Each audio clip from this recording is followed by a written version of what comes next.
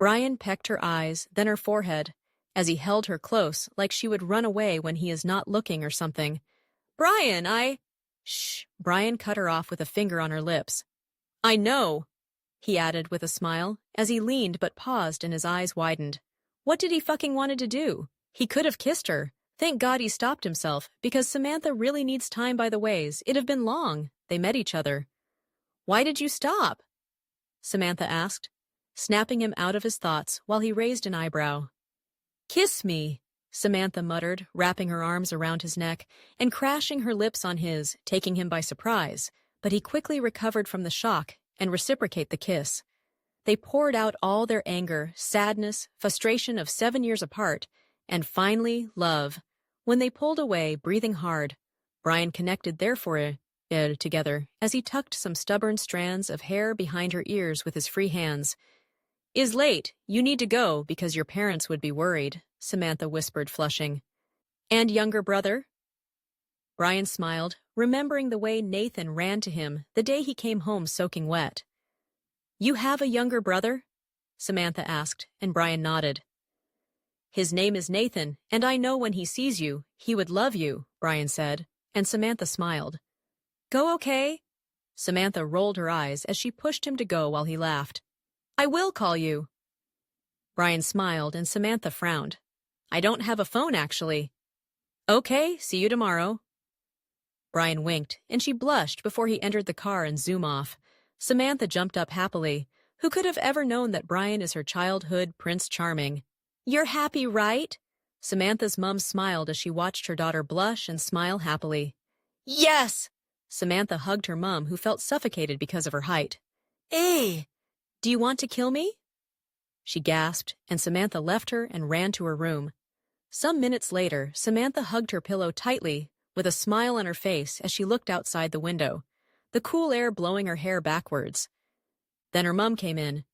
Someone said he is looking for you. He looks like a delivery man, her mom said, and Samantha stood up and walked to the sitting room passage.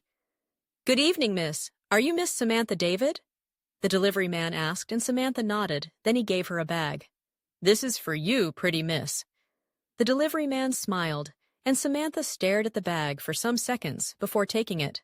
What's inside? Samantha asked, and opened the bag. Then she brought out a black box. A phone? Samantha thought as she stared at the most expensive phone she has ever touched in her life. It might cost millions of naira, because the pack of the phone was made with golds and diamonds. Could it be Bryan?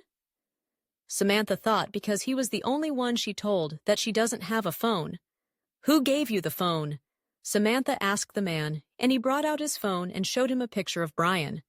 It was Mr. Bryan, he said, and Samantha nodded, then he walked away. Samantha went back to her room and locked the door.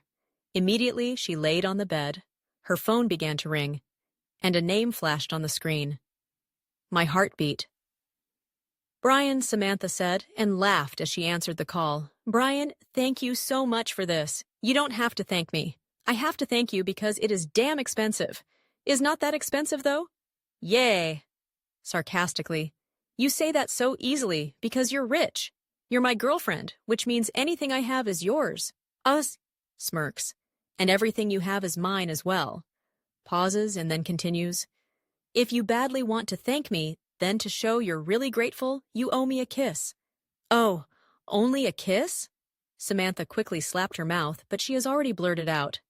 Of course! Or do you want us to do anything else? Samantha could hear his laugh from the other side. No. Nothing. She blushed. Fuck you, Bryan. I can't do that now or else we meet. What did you say? Bryan! Samantha flushed and ended the call, because if she continued to talk to Bryan, and he continues to say these words, she might lost her mind.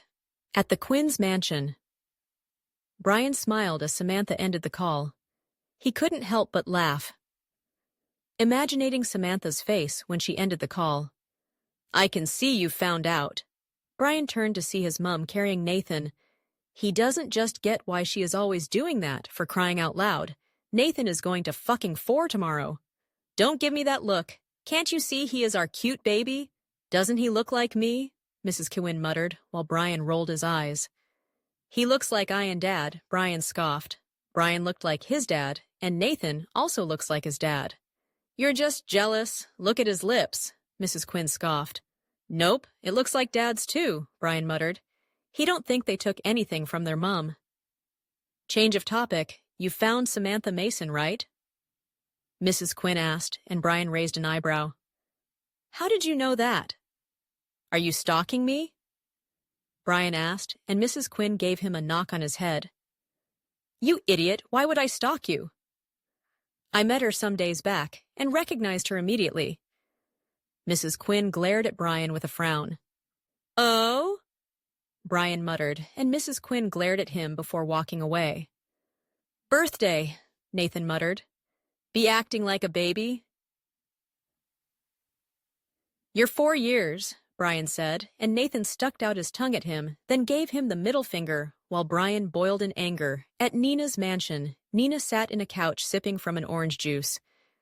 Nina, I heard that there will be a lawn tennis competition. Whoever wins between the two teams win first stage of the Queen Bee competition, one of her friends muttered. And I heard that people born in America are skilled in any type of sports, another friend said, and that angered Nina. I will never let that bitch win over me. You're right, I must do something, Nina said. And an idea crept into her mind, and she smirked before whispering to her friends, who also smirked. I never knew you're so damn brainy.